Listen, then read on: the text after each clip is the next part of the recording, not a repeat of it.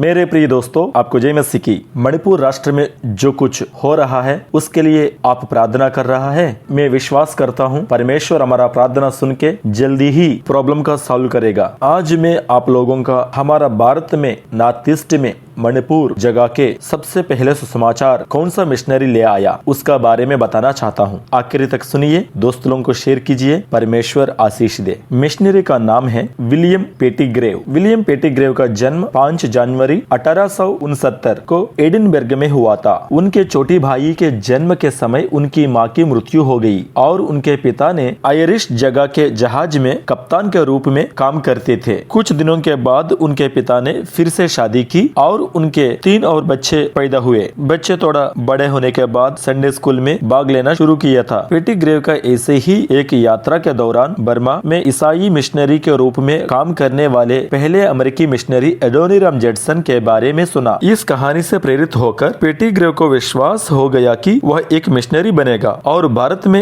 ईसाई धर्म का प्रचार करेगा। इस इच्छा को पूरा करने के लिए उन्होंने हाई स्कूल की पढ़ाई पूरी करने के बाद आर्थिंगटन एबोरिजिन मिशन में आदिवासी शिक्षण प्राप्त किया। 1894 में ईसाई धर्म के आगमन के बाद से मणिपुर घाटी में मैथिली लोगों के बीच ईसाई धर्म एक चुनौतीपूर्ण घटना रही है। केवल मणिपुर घाटी में लगभग 1,30,00,000 मैथिलियों में से 100 साल मिशनरी के सेवकाई के बावजूद भी केवल लगभग 5,000 ही विश्वासी है। पेटिग्रेव ने बाद में 13 नवंबर 1896 को कलकत्ता में एलिस गोरेहम से शादी की और विलियम पेटिग्रेव मणिपुर के पहले ईसाई मिशनरी आर्थिंगटन एबोरिजिन्स फेरन मिशनरी सोसाइटी नामक एक निजी सोसाइटी के प्रायोजन के तहत भारत आए थे। वह इंग्लैंड के चर्च के सदस्य थे। उन्हें 28 नवंबर 1890 को ईसाई मिशनरी के रूप में भारत जाने के लिए प्रमाणित किया गया था और उसी वर्ष के दौरान 3 अन्य मिशनरियों और एक डॉक्टर के साथ कलकत्ता में भारत पहुंचे। यह उस समय की बात है जब मणिपुर राज्य गंभीर राजनीतिक संकट से गुजर रहा था। इस राजनीतिक संकट के कारण महल में विद्रोह बढ़ गया और 7 ब्रिटिश अधिकारी मर गए थे। ये मौत की खबर पूरे देश और विदेश में फैल गई और पेटिग्रेव के लिए मणिपुर जाने का निर्णय लेने में यह महत्वपूर्ण कारण था। 1891 के